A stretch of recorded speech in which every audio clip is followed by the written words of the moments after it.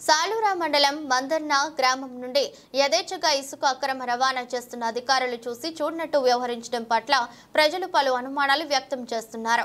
సాలూరా నూతన ఎంఆర్ఓగా శశిభూషణ్ వచ్చిన ఇసుక అక్రమ రవాణా మాత్రం ఆగడం లేదు.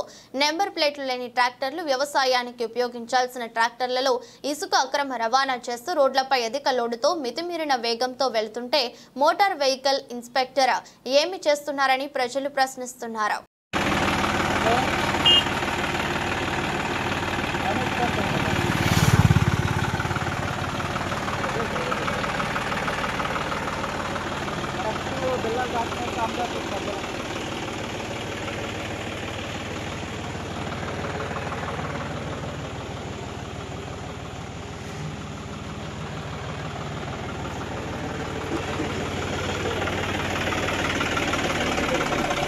आगो आगो